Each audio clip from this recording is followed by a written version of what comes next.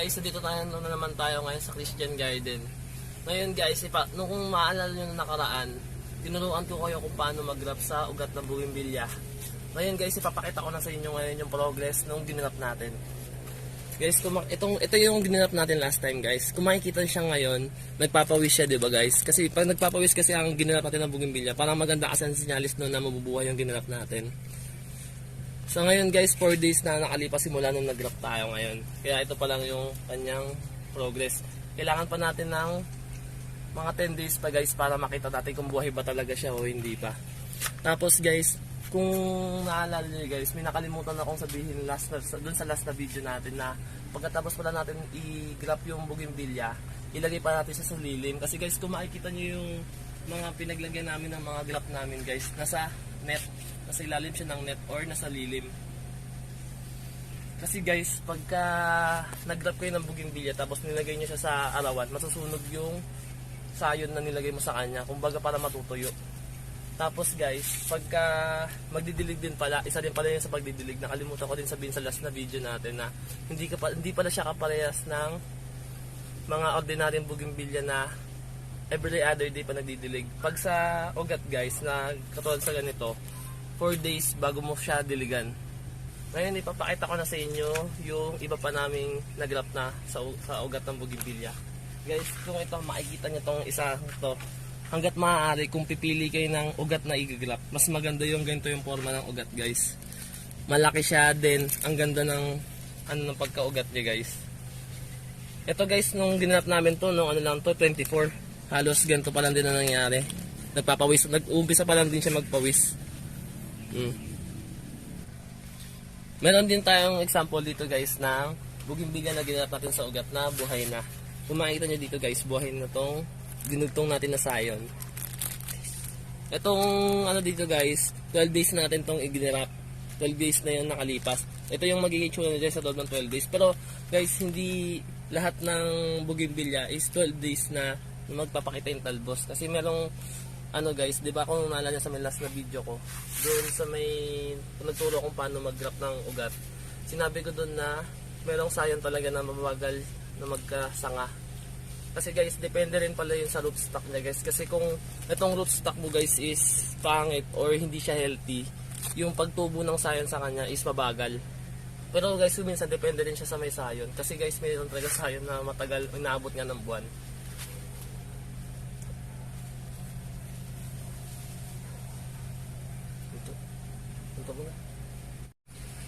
Guys, kung kayo naman guys merong mga bougainvillea na malalaki guys, kung alam nyo siya na ililipat nyo siya sa paso guys, kung bubungkalin nyo man siya sa lupa, tingnan nyo guys kung may mga ugat siya na malalaki, meron siyang ugat na mga maliliit. Kasi guys, dito guys, yung ginamit namin na ugat dito guys, kaya mo payat, meron pa mas maliit dito guys, ito mas payat siya guys, halos ganito lang siya kalaki guys. So kung makikita nyo, kasi guys, yung akala natin na basura na ugat na natatanggalin natin, pwede pa pala natin magamit guys sa pang-grap na ganito.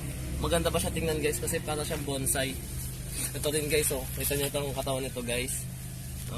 Pwede rin guys yung mga maliliit, yung kahit isang dangkal lang guys, kahit wala pang isang dangkal. Ito nga guys, baka wala pa nga ito isang dangkal, pero tingnan nyo guys, kahit maliit siya, maganda pa rin siya tingnan. Ito pa guys, Tapos guys, kung mapapansin nyo pala guys, merong itong mga dinugtong namin dito guys. Kung makikita nyo, di ba parang maano sila guys, yung parang makakapal kahit na Kasi guys, di ba pa nag-grap kayo sa ugat, umahaba lang to guys, tumatangkad. Tapos di ba guys, kung minsan nagtataka kayo guys kung bakit yung mga sayon guys, di ba pagka nag-grap kayo sa may ugat sa may sayon guys, tumatangkad lang siya.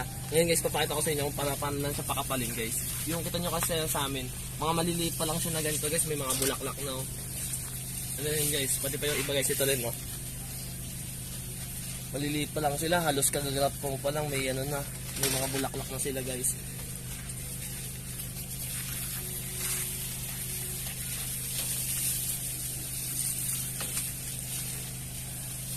Kasi guys, ganito kasi ang ginagawa namin guys, para mas para hindi siya humaba na matangkad. Tinatalbusan namin siya dito guys. Ito guys, kung makikita nyo to guys, pupulin nyo lang tong talbos ganyan, talbusan nyo lang sila para hindi sila maghaba, para magkapal sila guys, kumbaga. Ito, mga talbos, putulan nyo yan. Para mag-yabong siya. Ano yung yabong guys? Yung magkapal. Ayan. Ano pa tayo? Ito guys oh. Mga ganito guys oh. Pero guys, wag kayong magtatalbos guys kung alam niyo na may bulaklak yung sanga na tatalbosan niyo guys, kasi pwedeng mahinto yung pagbubulaklak niya pagka tinalbosan niyo siya. Ito rin guys oh. Kung makikita niyo ito guys, ang ganda rin ng puno nito. Din tatalbosan din natin ito. Ito guys, kasi iba dito guys tatalbosan na eh. Ilan na lang hindi pa natatalbosan.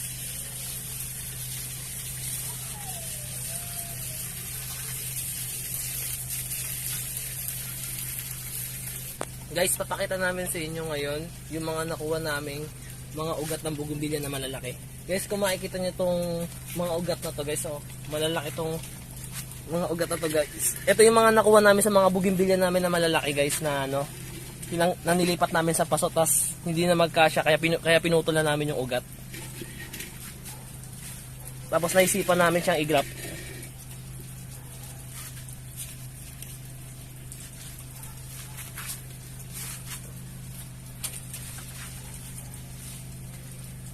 Kasi ito pa, makikita nyo to guys oh. Makikita nyo kung gaano kaganda yung ugat niya guys. Para siyang bonsai guys kung titingnan nyo. Pag nakaayos pa siya na ganito, para siyang bonsai.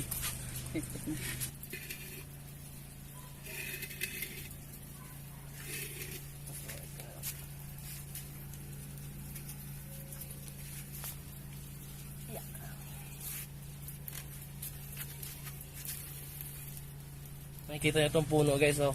Tapos guys, dito nga pala guys, papakita ko sa inyo. Ito guys, kung nakita nyo itong bulaklak na to guys, ito yung sinasabi ko kanina na kahit mahaba na siya, huwag nyo puputulan ng talbos. Kasi pag pinutol nyo yung talbos niya dito guys, hindi na siya mamumulaklak. Mawala na itong bulaklak niya kasi wala siya pagtutubuan guys eh. Pag ganito na may bulaklak siya, pabayaan nyo na muna siya na mamulaklak. Then pagka wala na siyang bulaklak, pwede nyo siyang talbosan ulit. Para hindi siya maghaba. So guys, makita nyo itong ugat niya guys oh. Dami.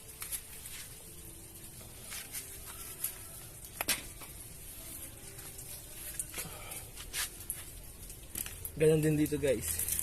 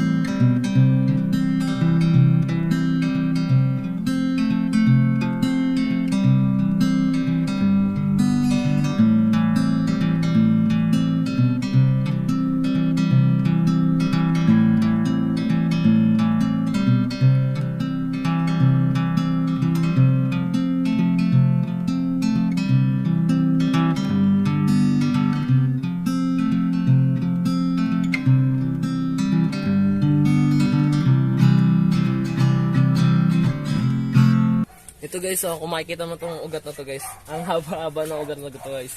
Hindi na namin to pinutol dito para makita nyo kung gaano kahaba yung ano, ugat niya. Kasi mas maganda siya tingnan guys, no, pag mas mahaba. Mas kita nyo yung forma ng ugat niya, ang ganda.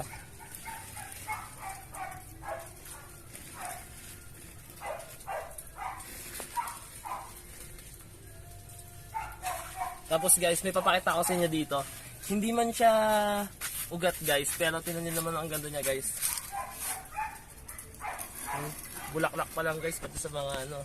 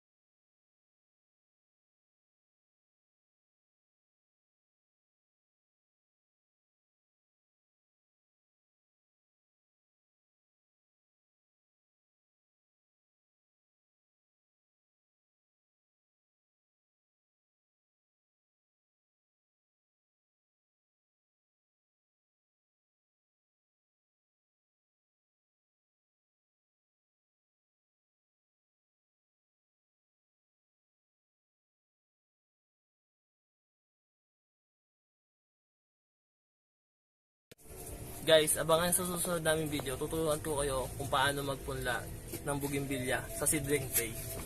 Dito guys, papakita ko sa inyo. Pasilip lang guys kung paano kayo magpunla.